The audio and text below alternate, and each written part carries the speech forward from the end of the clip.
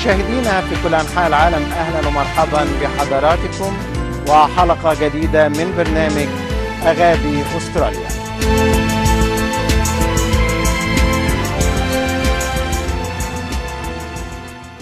مشاهدينا في كل أنحاء العالم، أهلا ومرحبا بحضراتكم وحلقة جديدة من أغابي أستراليا.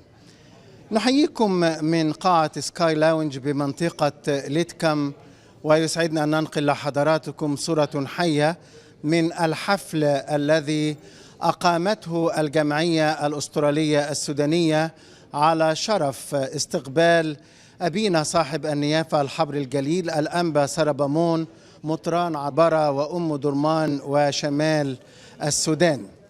الحقيقة النهاردة الكل بيرحب بضيف عزيز على القارة الأسترالية. هذه الزيارة لنيافة الأنبا سربمون تعتبر الزيارة الخامسة لنيافته للقارة الأسترالية، إذ كانت الزيارة الأولى عام 1996. بيحضر الحفل أبينا صاحب النيافة الحبر الجليل الأنبا بولا مطران طنطا وتوابعها، ونيافة الحبر الجليل الأنبا دانيال أسقف ورئيس دير القديس العظيم الأنبا شنودة بصحراء سيدني. وبيغيب النهاردة عن الحفل أبينا صاحب النيافة الحبر الجليل الأنبا دانيال أسقف سيدني وتوابعها لوجوده في القاهرة للإطمئنان على صحة أبينا قداسة البابا المعظم الأنبا تودرس الثاني. الحقيقة النهاردة قناة أغابي مع حضراتكم بتنقل ليكم صورة حية من هذا الاحتفال الذي ضم الجالية القبطية والجالية السودانية للترحيب بضيوف أستراليا. تابعونا.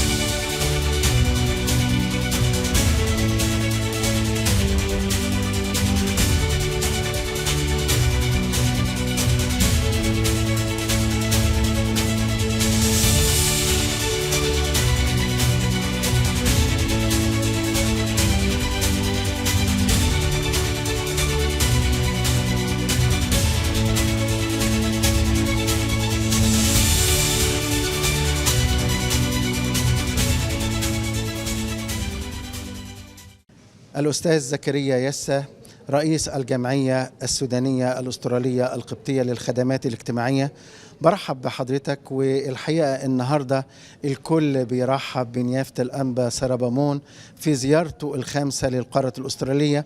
يا ريت تضعنا في أجواء الخدمات اللي بتقدمها الجمعية الأسترالية السودانية للخدمات الاجتماعية. أول حاجة نشكر طبعا دكتور عفت لجايته للحفل وإتاحة الفرصة أنه تتنقل على قناة أغابي حتى كل المشاهدين الكرام فعلا يقدروا يسمعوا ويشاركوا معنا هذا اليوم. ألف شكر لكم ومرحب بكم هنا معنا في هذا اليوم.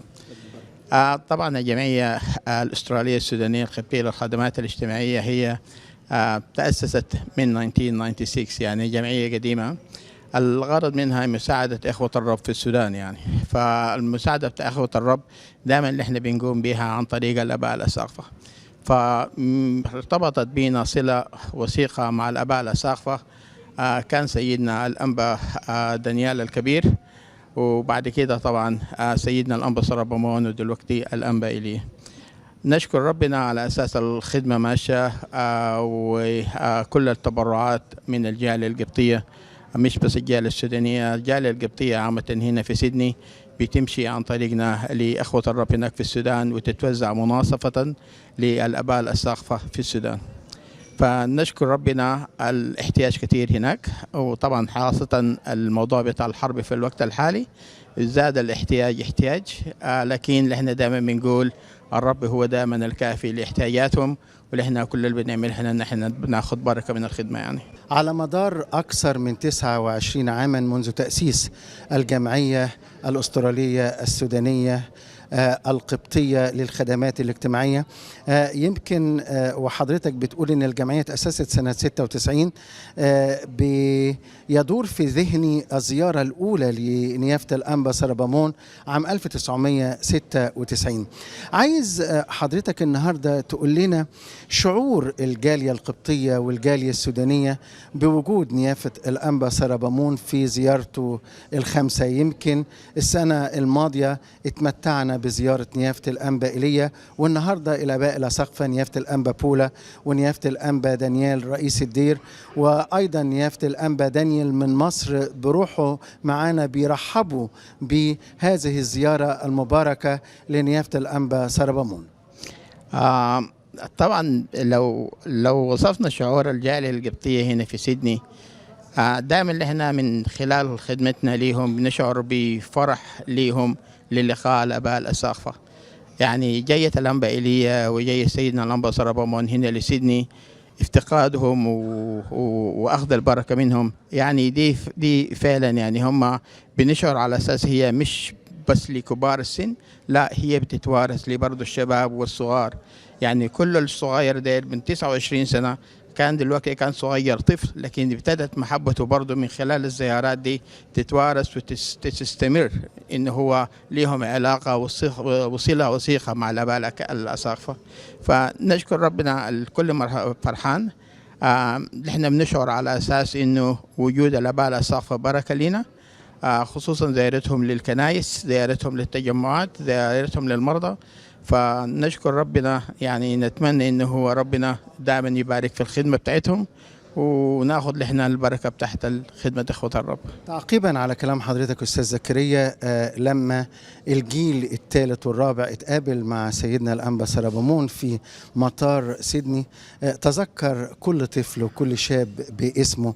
والحقيقة زيارة الأنبا سربامون لمعظم كنائس سيدني، وامبارح كان في العاصمة الفيدرالية كامبرا، وزار السفارة السودانية، وزار كنيسة القديس ماري مرقس في كامبرا، والتقى بالآباء الكهنة. الحقيقة ده بيدي روح التعاون ما بين أستراليا وما بين الخدمة في السودان.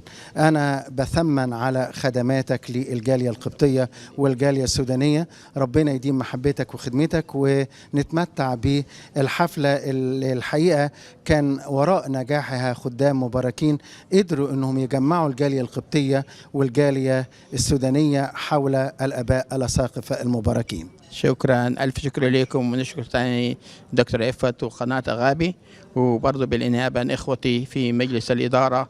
يعني نرحب بسيدنا الأنبا سربامون هنا في سيدني، ونشكر كل الآباء الأساقفة لوجودهم معنا، سيدنا الأنبا بولا والأنبا دانيال والأنبا دانيال. فيعني ربنا يعوضهم ويبارك في خدمتهم كل خير إن شاء الله.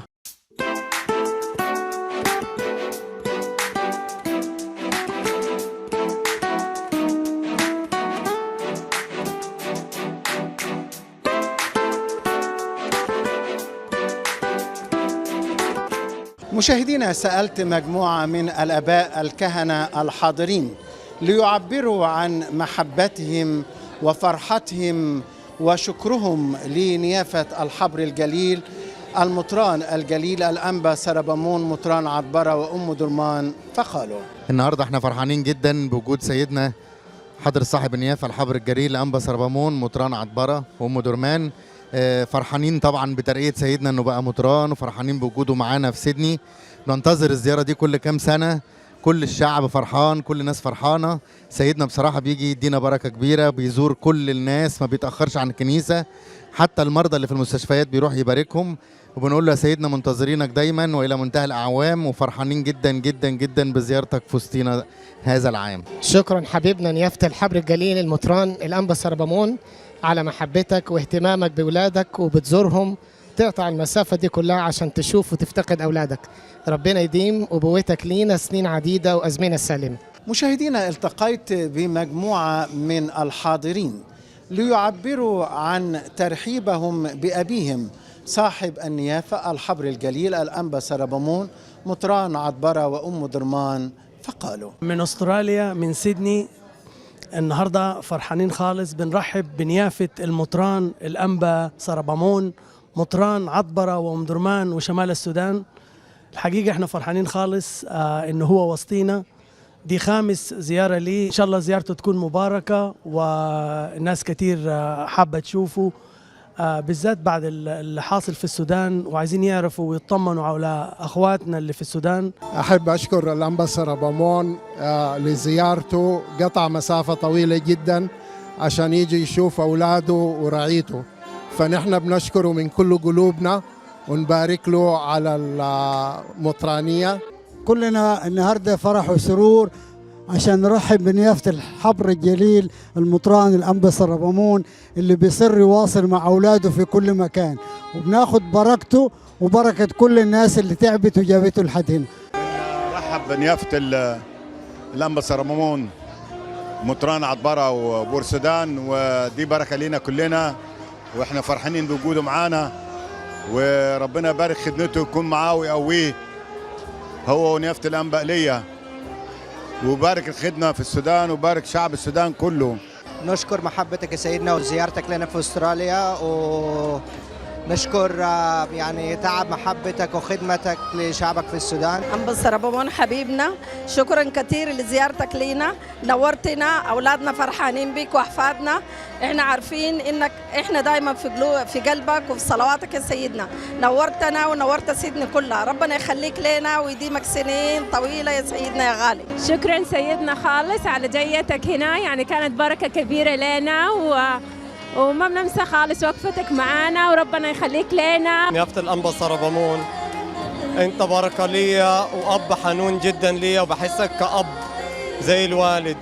ربنا يديك الصحة وطولة العمر ويخليك ليا ويخليك لشعبك، والف مبروك ترقيتك لرتبة المطران. اكسيوس اكسيوس افا سربمون في متروبوليتيس. زيارة سيدنا الأنبا سربمون نور استراليا، ودايما فرحانين بوجوده وخدمته، خدمة عظيمة في السودان، وربنا يكتر من خدمته ويبارك فيها. شكرا لك يا سيدنا، شكرا لزيارتك لنا، احنا انبسطنا خالص بوجودك معانا، نورتنا وفرحتنا، واولادنا انبسطوا بيك وبحضورك معانا.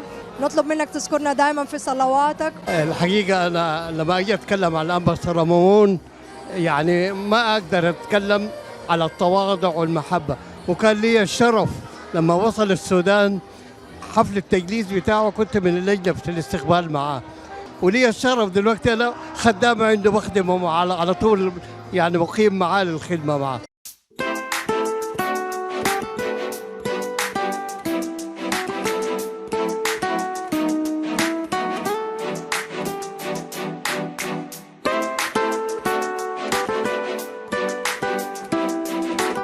بسم الآب والابن والروح القدس الإله الواحد، تحل علينا نعمته وبركته من الآن والأبد آمين.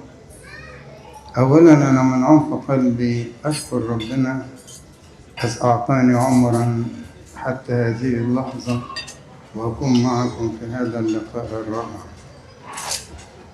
أيضا من عمق قلبي أشكر قداسة الله تودرس على تعبه معنا بكل أمانة. الرجل أيام المصائب والتعب كان يتصل ويقول أخبار الشعب إيه والأنبا إليه عنه إيه وأنتوا عاملين إيه. ما ننساش محبته وسؤاله علينا كان باستمرار. وأيضا هو يقدم حقيقة مساعدة مقدرة لكل شعب السودان اللي اتألموا ورحلوا من السودان إلى القاهرة. الحقيقة قبل ما أوجه أسئلتي لأبي صاحب النيافة الحبر الجليل الأنبا سربمون مطران أم درمان وعطبرة، أحب الأول أوجه نبذة مختصرة عن حياة سيدنا. الحقيقة كان لي الشرف والبركة إني ألتقي بأبونا إبراهيم السورياني سنة 1986 في دير السوريان.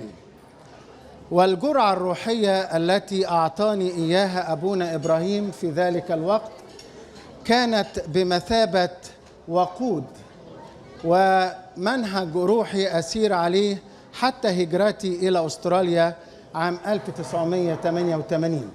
وفي عام 1989 في السنة التالية لهجرتي تقابلت مع أبونا إبراهيم مع جناب الأب الورع القمص أغسطينوس ندى قبل رسامته عندما كان ماهر ندى. أديكم بس فكرة عن نبذة مختصرة عن حياة سيدنا الأنبا سربامون مطران عطبرة وأم درمان وشمال السودان، ولد في 30 مارس عام 1954.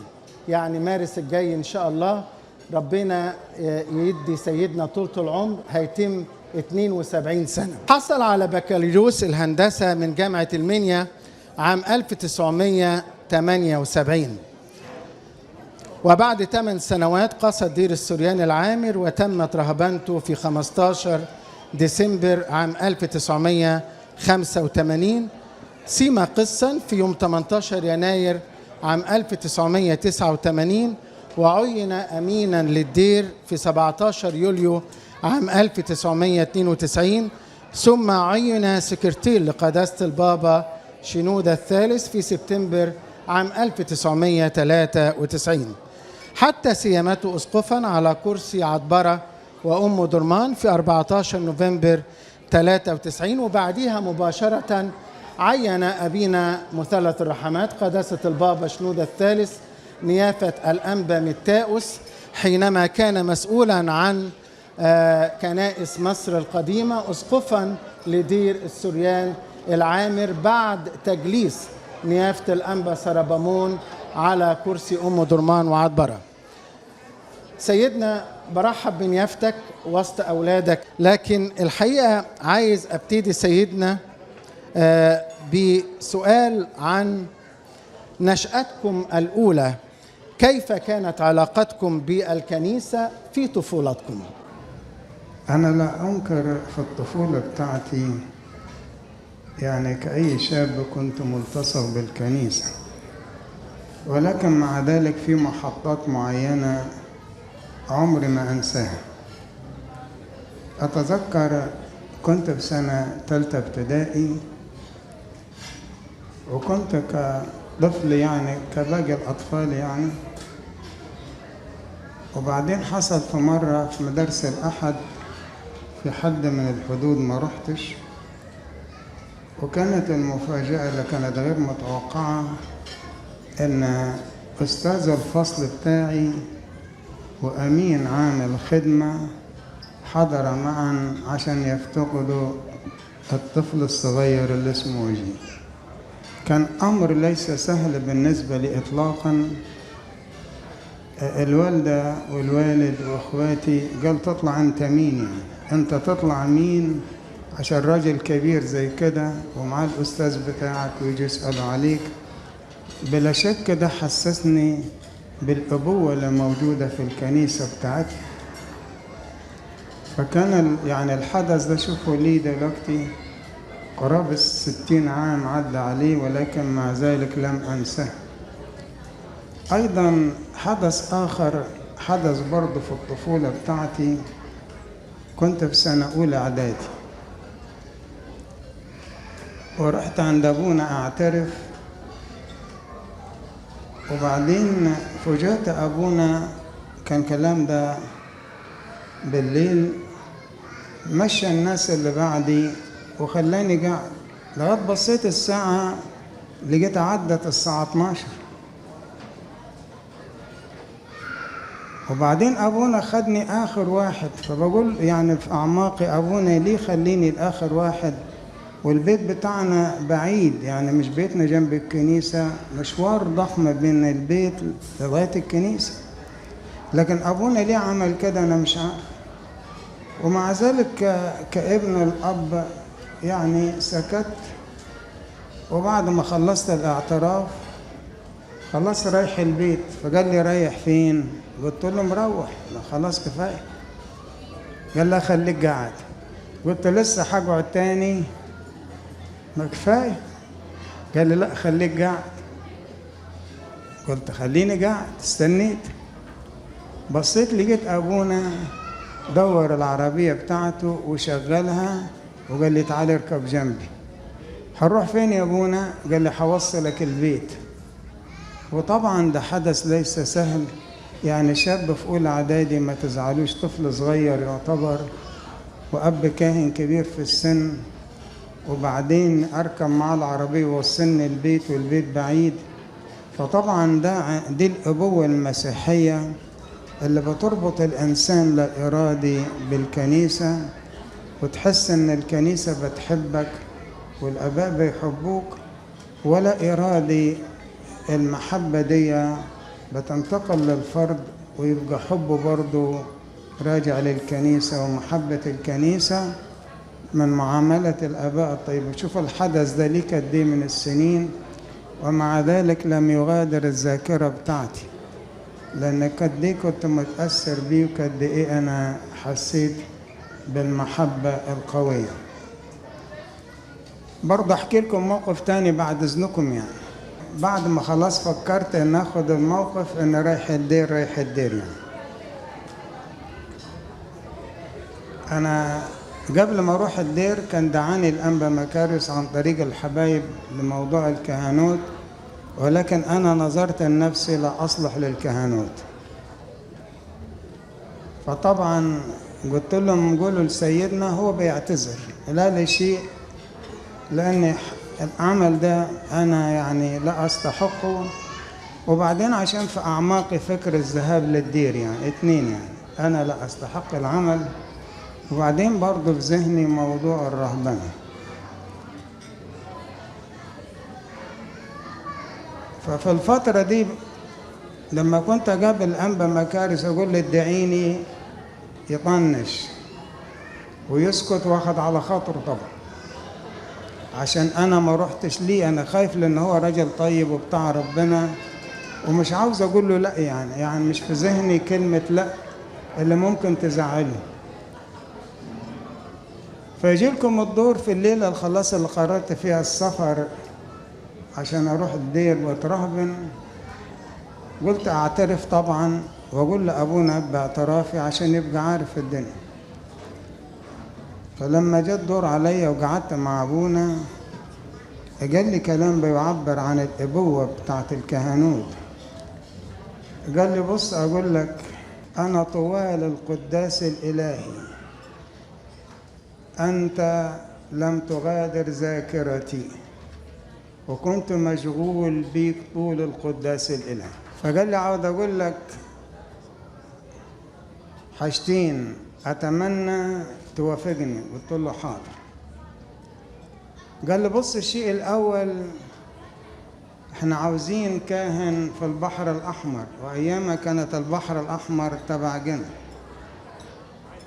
الحاجة الثانية قلت له قال لي بص، يا إما تروح دلوقتي تترهبن وتخلص الموضوع. قلت له أنا جاي لك دلوقتي آخذ بركتك وأقول رايح أترهبن. بس بعد كده كان الموقف بتاعي مع الأنبا مكاريوس. بس فقابلت سيدنا قبل ما أسافر مباشرة، وبقول له يا سيدنا ممكن تدعي لي؟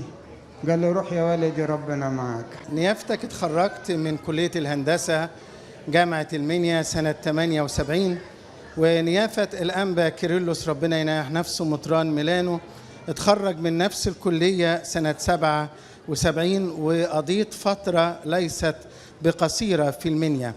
عايز أسأل نيافتك عن ذكرياتك مع خدام المنيا، ولو في ذكريات مع المهندس حليم نيافة الأنبا كيرلس أثناء دراسة كلية الهندسة في جامعة المنيا. هو الأنبا كيرلس في قصة حلوة بخصوصه أحكيها لكم برضه. كان عندنا في البلد كان في شاب خد ليسانس حقوق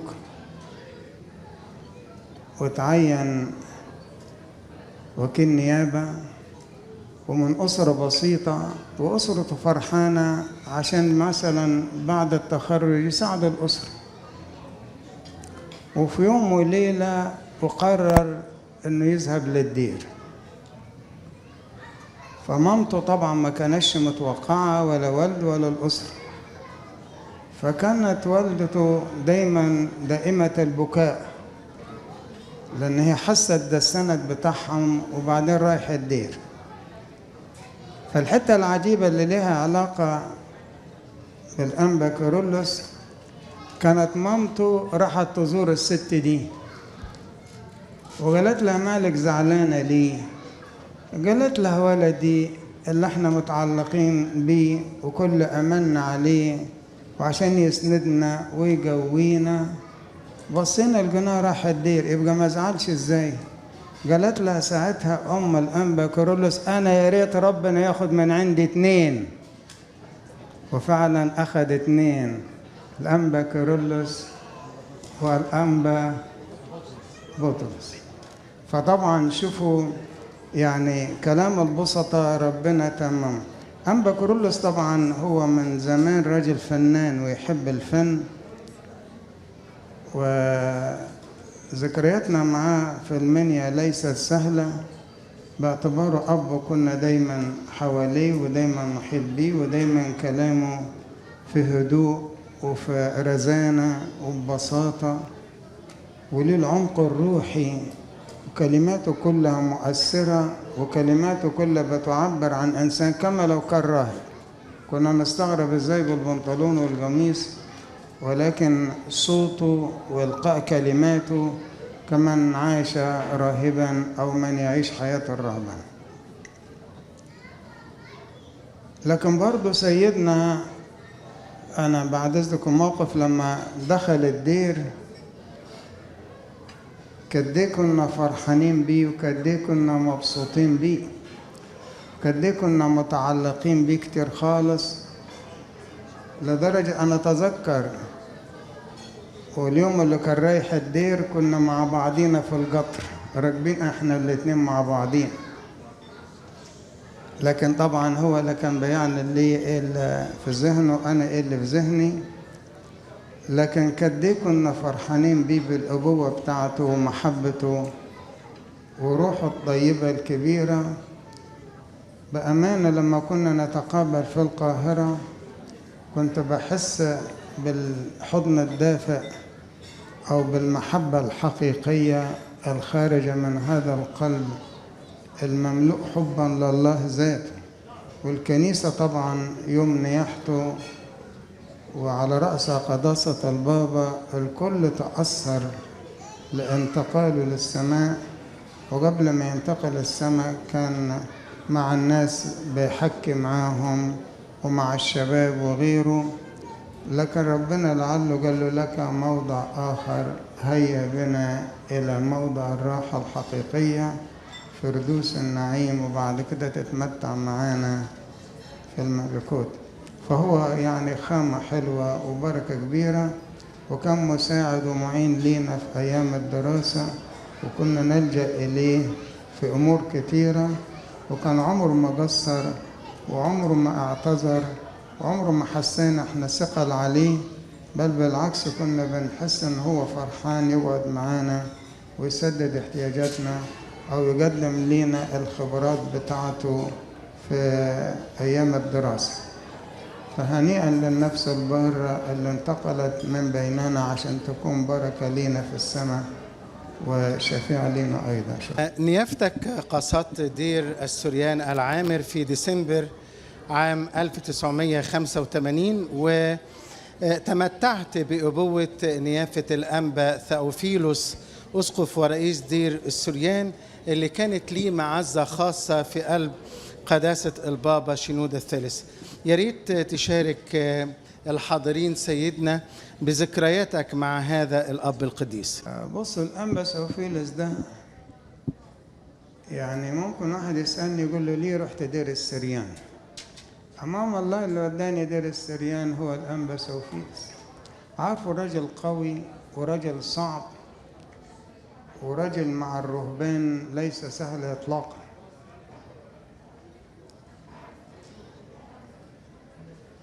ومع ذلك الرهبنة عنده في ازدياد، والآباء اللي بيروحوا عنده باستمرار في ازدياد. فطبعا أنا لا أنسى يوم ما رحت الدير عشان الرهبنة، كان الدير طبعا مكفول 40 شهر. بنعمة ربنا كنت أنا أول واحد يدخل دير السريان بعد 40 شهر الدير مغلق.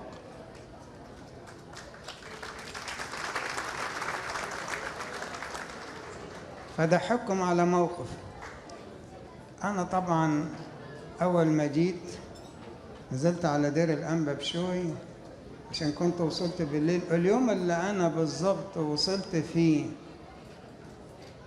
دير الأنبا بشوي، في نفس الليلة وفي نفس الوقت بالتحديد كان البابا في الموكب بتاعه نازل القاهرة عشان يصلي عيد الميلاد 7/1/1985. كان حدث ليس سهل. فنزلت طبعا عارف أنبا سوفينش مش هيستقبلني بالليل ولا يفتح لي الباب. فنزلت دير الأنبا بشوي عند سيدنا الحبيب المتنيح الأنبا سربامون، وقالوا له بص، كان الكلام ده السبت الصبح، قالوا له تطلع السبت الصبح بدري، سيدنا عنده خبيز مع الرهبان وهو بيتحرك من أوضة الخبيز على الأوضة بتاعته أنت رن الجرس. وكان في واحد من الآباء معاي لينك يعني، قال لي دلوقتي الآباء خلصوا بيتحركوا رن الجرس.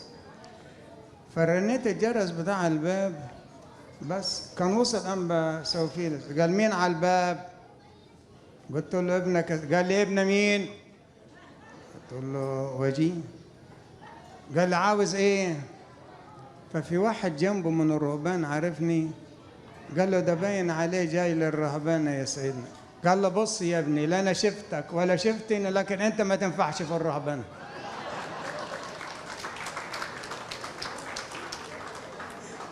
والباب مقفول. بس طب يا سيدنا لو سمحت احب اسلم عليك. فكان سيدنا ساعتها لسه يعني معينش راهب يمسك البوابة بتاعة الباب، يعني يبقى ابونا الخاص بالباب. الغرض بعد ما شاف واحد من الرهبان مسك المفاتيح عشان يفتح الباب وغيره، قال له ابونا ممكن تفتح لي؟ راح فتح الباب ودخلت سلمت على سيدنا بس. وقعد يسألني اسمك ايه تاني وشغال ايه وتعرف ايه وتعمل ايه، شغل كتير، اسئلة كتيرة بقى. بس وبعد كده قال لي طب تعال معايا على الجلاية بتاعتي. رحت عنده في الرباطية وقال لي يا ابني انت جاي تترهب؟ قلت له اه. قال طب ما عندناش اماكن. قلت له اي مكان يا سيدنا؟ قال لي طب ما عندناش يا ابني سراير. قلت له مش مشكلة. قال لي ما ينفعش. قلت له نام على اي حاجة. قال لي حتى ما فيش مرتبة. قلت له على اي حاجة يا سيدنا ننام. قال لي يا ابني ما ينفعش. وانا قاعد معاه كده في الرباطيه، الاوضه اللي هيدهاني انا سامعه طبعا لسه شاب صغير وداني طبعا، فسامعه بيقول لابونا، قال له شيل السرير. وبعد كده يقول له شيل شيل شيل لما فضاه. بس بعد ما فضاها قال له ايه؟ قال له خلاص تمام.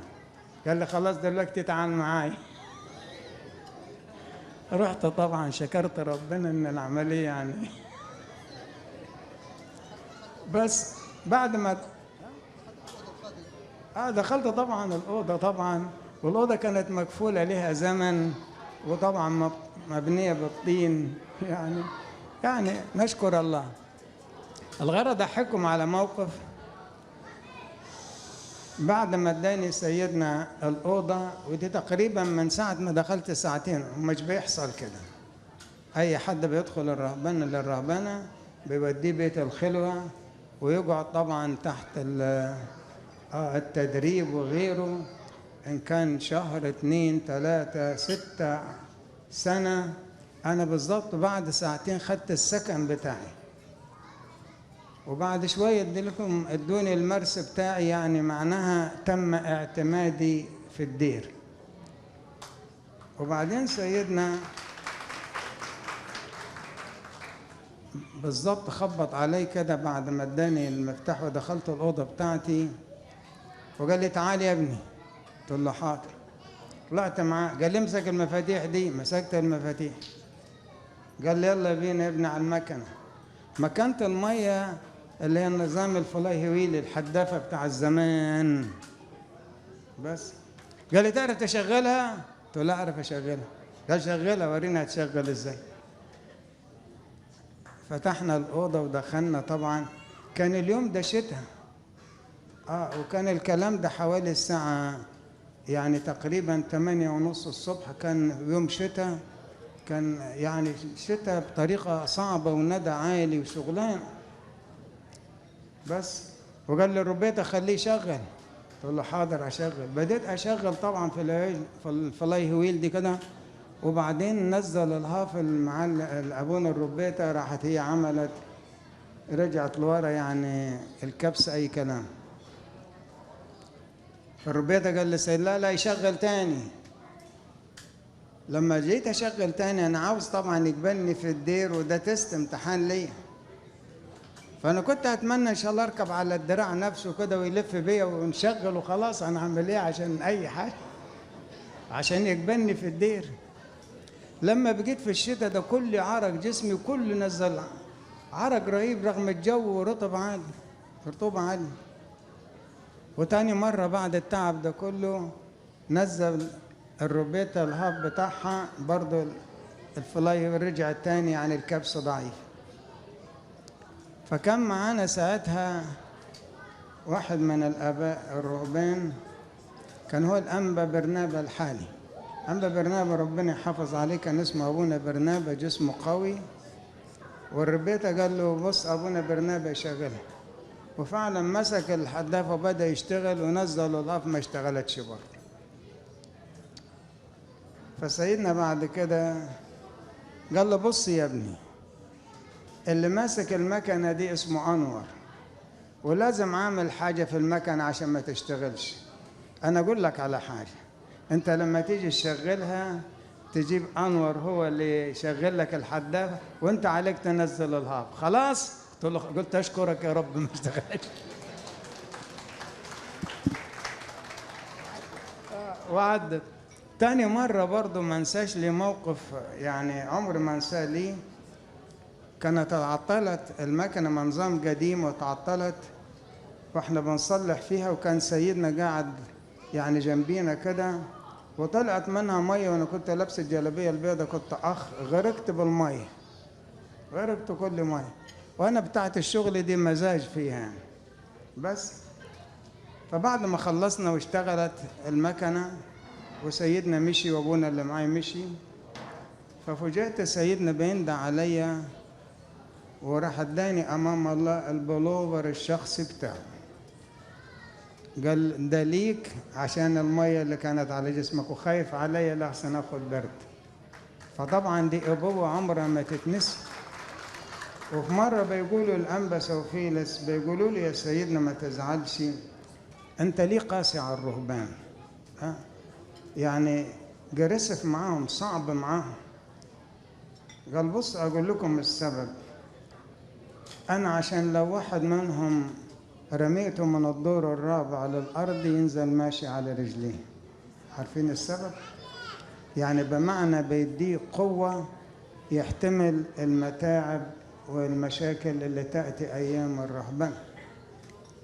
وبعدين اللي بيكلمه قال له احب اقول لك على حاجه، انت عارف انا قبل ما انام انا بذكر كل الرهبان واحد واحد. عرفت؟ قال له عرفت يا سيدي. نيافتك تمتعت بأبوة أبينا صاحب الغبطة والقداسة مثلث الرحمات البابا شنودة الثالث، وعملت كسكرتير لقداسته منذ سبتمبر عام 1993 وحتى يوم الرسامة في 14 نوفمبر عام 1993. وأيضا تمتعت بأبوة أبينا قداسة البابا المعظم الأنبا تودرس في نوفمبر الماضي يوم 23 نوفمبر حينما أعطى نيافتك رتبة المطرانية. عايز أسأل نيافتك في عجالة، ما هي الكلمات التي همس بها في أذنك كل من أبينا قداسة البابا شنودة الثالث نيح الله نفسه، وقداسة البابا تودرس الثاني أطال الله لنا حياته؟ بصوا، البابا شنودة ده عشان تتكلم على شخصيته تحتار في شخصيته بصراحة. البابا شنودة ده أنا خدمت معاه فترة بسيطة، ولكن أمام الله كان بطل من أبطال الكنيسة، يمكن اللي حدش عارف عنه. نعرف عنه بعض الشيء من كلماته، لكن لعل مواقفه لم تعرف بعد. أحكي لكم موقف من المواقف عصرته. كان حضر 2 من أساقفة الكنيسة الكاثوليكية للبابا، وساعتها البابا كلم الأنبا يؤنس قال له جيب أبونا إبراهيم يقعد معانا. فكنت أنا بجوار الأنبا يؤنس، وكان الاتنين أساقفة قدامنا، وكان البابا في النص يعني. طبعا أول ما قعدوا الأساقفة أول حاجة سيدنا تحبوا تشربوا إيه؟ قالوا قهوة. جابوا لهم القهوة، وقبل ما يشربوا القهوة بالظبط كده البابا قال لهم أنا عندي سؤال أسأله ليكم، عاوزكم تجاوبوا. قالوا له اتفضل. قال لهم البطرك رسم أسقف في مدينة ما فيهاش واحد بالعدد كاثوليكي، كان يقصد ايه؟ ما فيش رد، ما ردوش. قال قولوا لي لو سمحت، كنيسة في الشعب، هيجيب الشعب من فين؟ هيجيب الشعب من بره ولا هياخد من الكنيسة الأرثوذكسية؟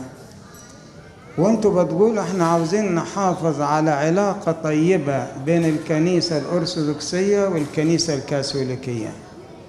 ممكن تعرفوني؟ واحد منهم قال لي يا سيدنا، طبعا بابا بدأ ينفعل، انا مش بقول بالطريقة بتاعته، كان منفعل. يا سيدنا احنا مش جايين عشان تزعل، ولا جايين عشان تاخد موقف، ولا جايين عشان حاجة، احنا جايين نسأل عليك. قال انا بسألكم سؤال. كان واحد منهم ماسك الفنجان في يده ولقى نفسه مش قادر يوصله لفوق، فراح نزله تاني، لأن كان موقف البابا بمقدار الطيبة بتاعته، بمقدار الهدوء بتاعه، بمقدار قوته في الدفاع عن الكنيسة بتاعته. هو بيدافع مش على شخصيته، على الكنيسة، لأن حس بعد كده في مشاكل هتحصل في البلاد دي بسبب هذا العمل. فكانت دي حسينا ان قوة شخصية نعتز بيها ونفتخر بيها. لكن انا كنت بفكر مع احترامي، يعني طب دلوقتي الناس دي قعدت وعاوزين يمشوا، خلاص قعدوا القعدة يمشوا، سيدنا هيودعهم ولا لا؟ امام الله سيدنا ودعهم لغاية العربية بتاعته. موقف تاني احكيه عن البابا بعد اذنكم. لما كنا مع قداسة البابا في موضوع السكرتارية، هو كان دايما يحب يعني يبص على العمران، التعديلات، على الشغل، دايما مزاجه كده. مرة قال الأنبا يؤنس يرى المر عن الشغل اللي عاملينه في الكنيسة اللي في منطقة الدار البطريركية يعني.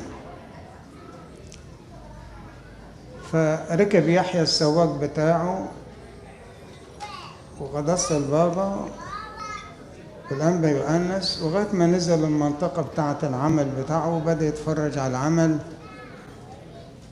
وخلص البابا بسرعة يركب العربية.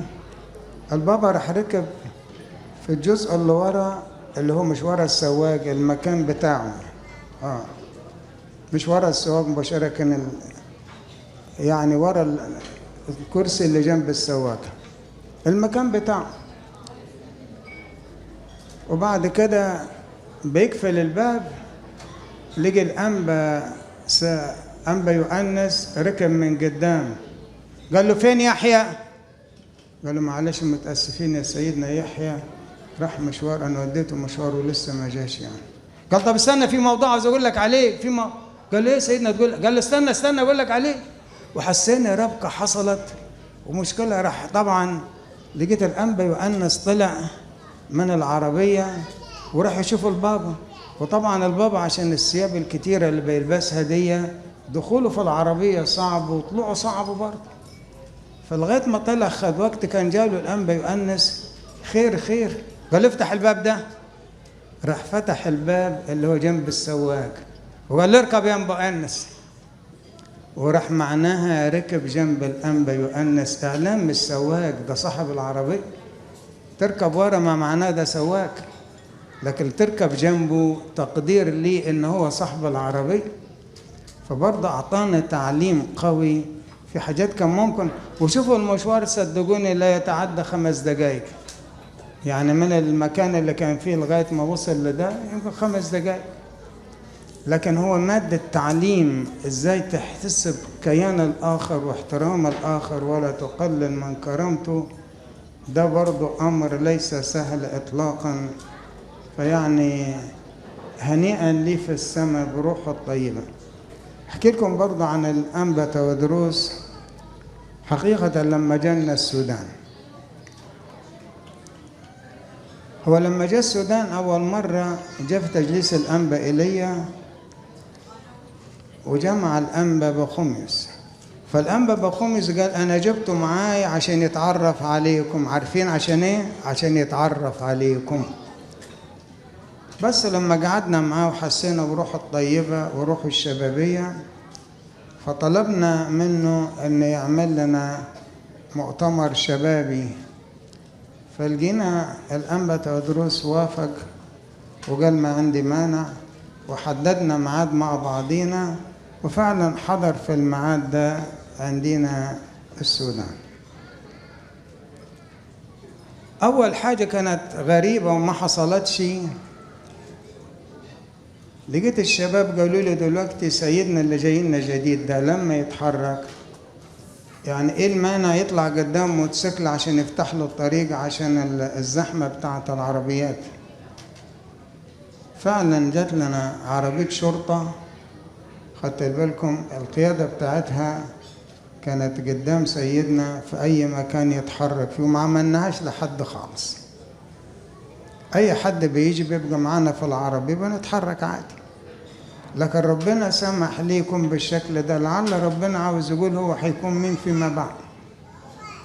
الغرض برضو الحتة اللي تأثرنا بها أكتر هو قال بصوا المؤتمر بتاعي ده كلوزد مقفول، العدد معروف ومفيش حد يزيد، لأن هو الفترة اللي هقعدها 3 أيام دي عبارة عن تسلسل. مش عاوز حد يجيني يقول له قلت ايه. قالوا خلاص. فطبعا الشباب والشابات بيبقى في مكان مغلق محدش داخل عليهم. فقلنا على الأقل الجو الحر في السودان يشربوا حاجة ساقعة حاجة باردة. فرحنا نشتري الحاجة الباردة. فالرجل بيسأل بيقول العدد الكبير ده إيه عندكم عرس؟ قال لا ده احنا عندنا في واحد جاينا من مصر ضيف وجاي في لقاء معاه وده عشان خاطر الناس اللي قاعدة. قال خلاص بصوا اللي انتوا عاوزينه خدوه وبعدين نتفهم. يا عم نحاسبه. قال لا خدوا وبعدين نتحاسب. جينا تاني يوم قلنا له نحاسب على امبارح وناخد بتاع النهارده. قال برضه حط حساب النهارده على حساب امبارح. حاضر. وجا تالت يوم يا عم ندفع. قال لا لما كمان تخلص ده حط كله على بعضيه. خلصت ال3 أيام ورايحين نحاسب. قال لا دي حق الضيف اللي جاينا من مصر، ورفض ياخد حاجة خالص. فطبعا احنا لا ارادي قلنا لسيدنا الانبا تودروس حصل كذا وكان معنا سيدنا الانبا ايليا. فهو انبا تودروس قال طب خلاص اذا كان كده المانع الرجل نروح له ونشكره. الراجل طبعا ده صاحب المصنع بتاع الكوكا كولا في السودان. رحنا له بعربتين. الراجل رحب بينا وقال لنا أنا بحبكم وبستريح ليكم، وبدأ يحكي لنا عن طريقة التصنيع وغيره، ويعني فرجنا على المصنع وبدأ يحكي لنا إنتاج إزاي والشغل إزاي. خلصنا الزيارة رايحين نركب العربية اللي قلنا معبينا العربيات كوكا كولا. بنقول له يا عمي ما كفاية، قال لا لا، اللي قبل كده ده كرم الضيف في حتتكم، ده هنا كرم الزيارة بتاعتي. العجيب سيدنا الأنبا حتى الآن فاكر اسم الراجل وأنا نسيته. قال لي بكلمه، قال لي أيوة مش الحج فلان؟ قلت له أيوة هو الحج فلان. فبرضه بيوضح يعني الطيبة السودانية والمحبة السودانية ومحبتهم للكنيسة ومحبتهم للآباء بتوع الكنيسة. فكله ده تعليم بناخده. استحالة ربنا عمل كده مع الأنبا تودروس من فراغ، أو البابا شنودة. المواقف دي بيعملها من فراغ، بدل ما بتعبر عن الدسم الروحي اللي في أعماقهم. فربنا يعني يجعل البابا لنا شفيع ويدي طولة العمر للبابا تودروس ويسنده ويقويه في الخدمة بتاعته. يا ريت سيدنا في نهاية هذا الحديث توجه كلمة لأبينا صاحب النيافة الحبر الجليل الأنبا دانيال أسقف سيدني، اللي أنا متأكد أنه كان يحب أنه يكون موجود، لكن هو هيوصل بكرة بالسلامة، ويوجه كلمات الشكر على هذه الزيارة المباركة اللي افتقدت فيها نيافتك شعبك في مدينة سيدني. أنا من عمق قلبي بشكر أبونا الحبيب الأنبا دانيال على مشاعره الطيبة وعلى محبته وعلى اهتمامه. وحقيقة قبل ما يتحرك من هنا للقاهرة اتصل بيا وعرفني إن هو هينزل عشان يطمئن على سلامة قداسة البابا، وقال لي معلش يعني هيحضر عيد الأنبا أنطونيوس في دير الأنبا أنطونيوس بالبحر الأحمر.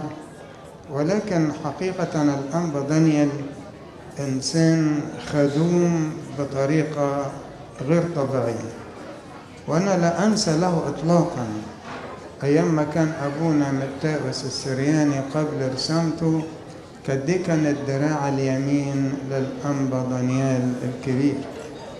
كان بأمانة كل الحب، كنت أحسه مش معاه شغال جمص ولا غيره، بحس ما كنت بحس بالأبوة الحقيقية اللي بتربطهم ببعضهم.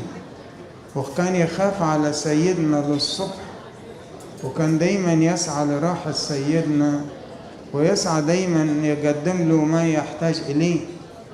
وكنا بنحس بالوفاء الحلو وبنحس بالروح الطيبة عند أبونا متاوس لأبونا المتنيح أبينا الطباوي الأنبا دانيال. كنا نحس بمحبة تلقائية وحب تلقائي واهتمام تلقائي. فهو حقيقة تعب كثير مع سيدنا الأنبا دانيال، وأنا واثق أنه هو بيحبكم وأنتوا برضو بتحبوه بنفس المشاعر الطيبة، ودي بركة من ربنا. الإنسان الذي يحب ربنا لا إرادة محبة الناس بتأتي بعد كده تلقائيا، فهو إنسان خدم بكل الحب وما زال يخدم أيضا بمشاعر الحب. فهنيئا لروح الطيبة، ونصلي ربنا يجيبه ليكم بالسلامة ويساعده في العمل بتاعه والخدمة بتاعته.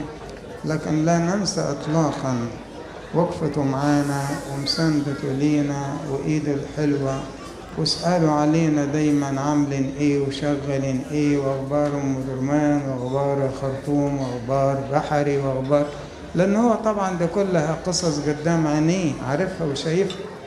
فكان دايما يسأل، ودايما يسأل بشغف ويسأل بحب ويسأل بحنين.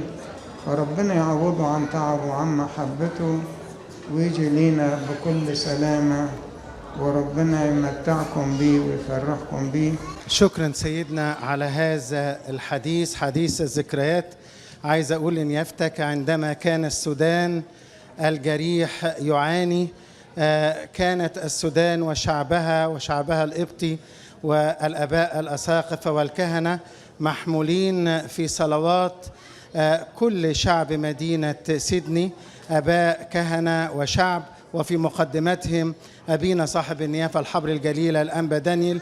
شكرا سيدنا على الزيارة، ربنا يديم أبوتك ورئاستك لشعبك واذكرنا في صلواتك.